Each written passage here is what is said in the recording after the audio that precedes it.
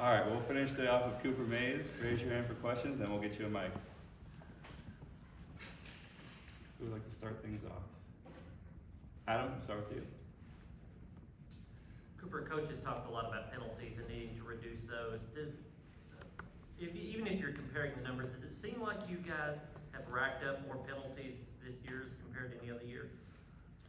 Yeah, I haven't really thought about it as much. I'm just out there trying to do my job at a high level, and it ends up seeming like sometimes we don't really get the drive together going sometimes because of penalties and stuff. But that's stuff that we've got to clean up and take it out of their hands. Vince? Georgia obviously was on the D line, pre-snap, doing the stemming. How much have you guys seen that from opponents this year, and how do you think you guys have handled that when that's happened? We haven't seen it as much this year, I wouldn't say, while I've been playing, but kind of over the last few years, it's kind of been a common theme that kind of everybody does. I don't know if everybody faces it or it's just us, but yeah, it's just something that you got to be locked into and really focused on doing the right things at the right time, and that falls into it. Mike, and then Austin. Cooper, your family's got a pretty well documented history with Georgia. For a while, I think a lot of people at Georgia thought you might actually play there. What does this rivalry mean to you, and is this your final one? Yeah, it's a big time game for us on both sides.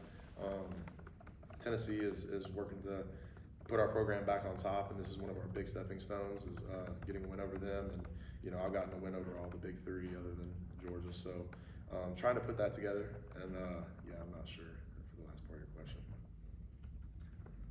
Austin? Obviously, the crowd will give you some juice Saturday being at home, but last week felt like the team just didn't have much, like juice to it. How do you make sure, besides the crowd, that you manufacture your own this week? Yeah, it's critical. I think that everybody's gonna be coming out ready to play. If you're not, then something's wrong with you.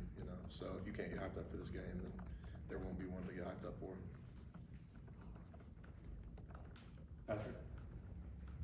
What was it like watching the film of the Missouri game for the offensive line, and how do you guys try to reset and refocus for this week?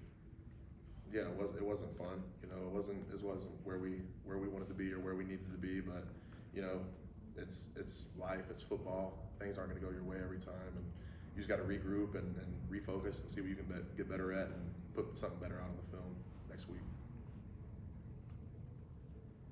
Anything else for Cooper? I would ask a question. Georgia's had some different personnel against like some of these guys you probably saw on your unofficial visits. What does this line look like? And did you stay in touch with any of these guys you met on your visits there? Not as much on defense. I still talk to a few guys on the O-line. I talked to Tate, a good bit throughout my whole college career. Me and Tate were really close buds during recruiting and everything. And yeah, different group, but it's Georgia football every year, and they're going to have strong, fast, physical guys that are ready to play, and it's going to be a great challenge for us. Anything else? All right. Thanks, Cooper. Thanks, everybody. Appreciate it, y'all.